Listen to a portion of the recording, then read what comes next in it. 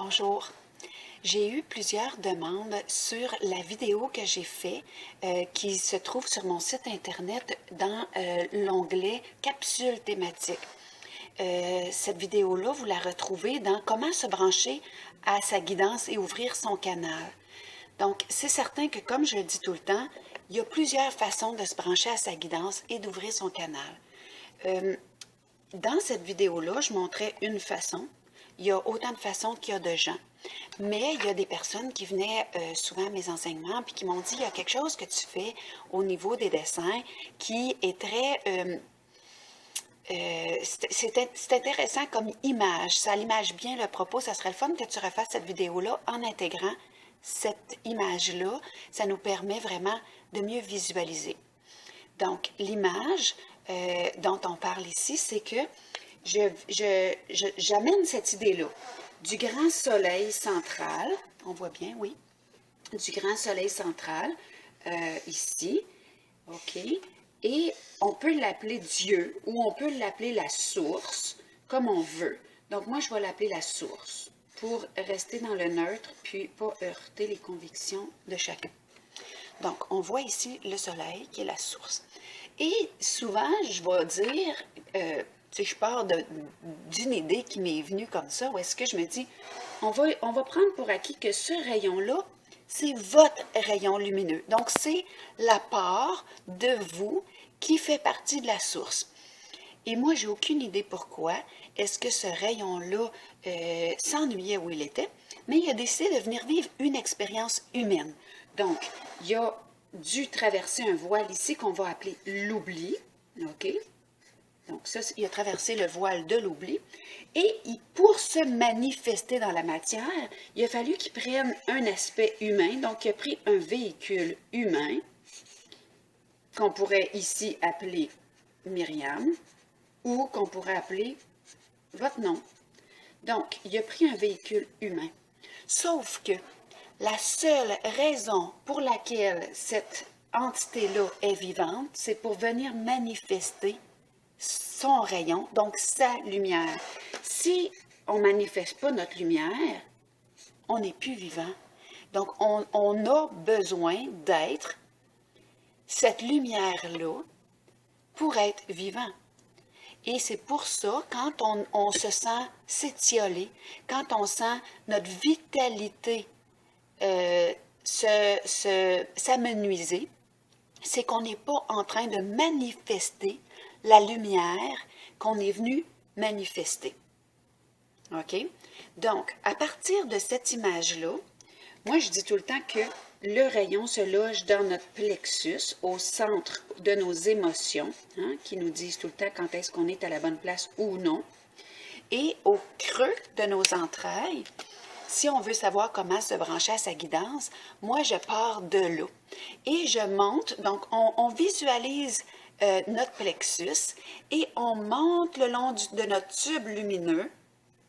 Quand on vient au monde, on a tous un trou hein, qu'on appelle la fontanelle. Donc, on visualise que ce tube lumineux-là sort de notre fontanelle et monte pour aller se brancher à la source. C'est un peu l'image que vous voyez ici, où on a notre être humain et on a le rayon qui l'amène à l'être lumineux, donc au grand soleil central. Et ça nous amène aussi à voir qu'il y a d'autres rayons, mais chaque rayon a sa couleur, donc sa raison d'être spécifique ici. Et tant qu'on est en incarnation, on a notre couleur, nos dons, nos habiletés, ce qui va dans le sens des inclinaisons qui nous sont propres à manifester ici. Donc, on visualise pour se brancher à sa guidance notre plexus, on monte le long de notre tube lumineux qui monte le long de notre fontanelle et on se branche à la source. J'offre un service qui permet de faire une reconnexion au grand soi. Donc ça, c'est vraiment un service en individuel où je vous amène en méditation profonde et je vous amène à visualiser à partir de ce rayon lumineux-là, comment revenir dans la source, comment retrouver votre couleur, comment vous souvenir de qui vous êtes, comment laisser tomber tout l'aspect souffrance, mais d'aller dans la pure joie. Donc, c'est vraiment de remonter notre filon vers la source. Se souvenir de notre essence, de notre choix d'incarnation et du mandat pour lequel on a choisi cette incarnation-là. Donc, pour revenir à l'ancrage, moi, quand les gens viennent me voir pour une consultation, pour un enseignement, peu importe, ou un tarot, peu importe pour la raison pour laquelle ils viennent me voir, j'ai comme idée de départ que c'est pas Myriam qu'on vient voir, c'est ce que je représente, donc la connexion.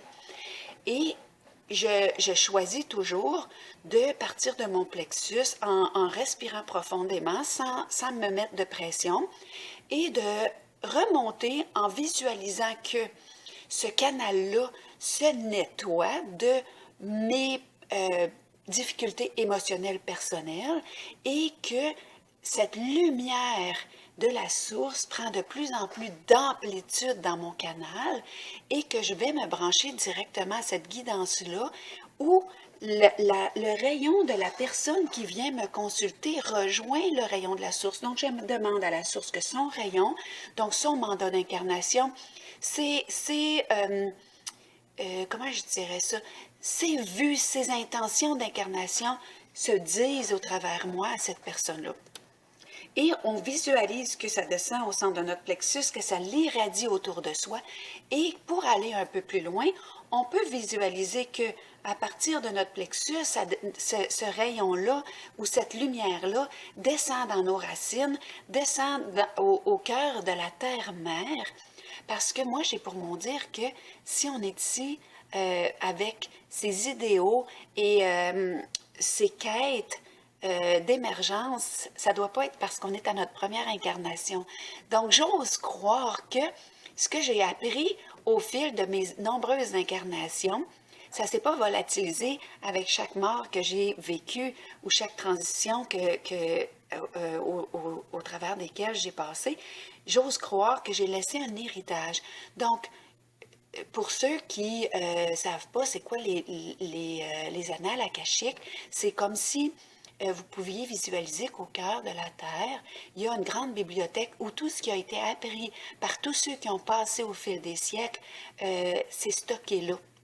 Donc, je visualise que mon rayon descend dans ces grandes bibliothèques-là et qui va récupérer le savoir qu'il a légué parce que je demande à l'univers, à la source, de ne pas être obligé de refaire encore les mêmes apprentissages. J'ose croire que j'avance d'une incarnation à l'autre. Donc, je visualise que je récupère mon savoir, la sagesse acquise, et que je l'amène au niveau de mon plexus et que j'irradie encore cette lumière-là. C'est une façon, c'est peut-être un peu folklorique dans la façon de le faire, mais si ça nous aide à visualiser qu'on irradie davantage de la lumière, pourquoi pas? L'autre chose, par contre, où est-ce que je veux mettre un peu une bémol, c'est que avec le temps, je me suis rendu compte que il n'y avait pas rien de, comment je dirais ça, il n'y avait pas de possibilité qu'on soit complètement débranché. Parce que si on revient à cette idée-là, c'est que notre incarnation est réelle de par le fait qu'on vient manifester une lumière, mais qu'on est connecté à la source. Donc, il n'y a pas de possibilité qu'on soit déconnecté. Quand on dit se reconnecter, c'est vraiment une limite du langage. C'est plutôt, si on le disait d'une façon plus réelle, plus vraie, ça serait de se souvenir de notre connexion, d'enlever toutes les entraves à une connexion à 100%, de se souvenir du fait qu'on est en permanence relié, donc en relation avec tous les grands soins de la source, tous les rayons que la source manifeste. Mais je ne crois pas qu'on puisse être déconnecté. La preuve, c'est que quand on dit « je me sens déconnecté », ben c'est vraiment sporadique ou est-ce qu'on vit un malaise, mais ça implique le fait qu'on était connecté avant de se sentir déconnecté. Donc, quand on dit ça, moi, je ramènerais à la conscience que c'est pas tant d'être déconnecté, mais que les vicissitudes, les blessures, les souffrances du quotidien nous font oublier qu'on est cette grande lumière qui est en manifestation ici. Donc, cette façon de refaire le contact, c'est une façon parmi tant d'autres. C'est celle que je vous suggère et qui, pour moi, fait un sens et en donne un à cette incarnation. Merci de m'avoir entendu.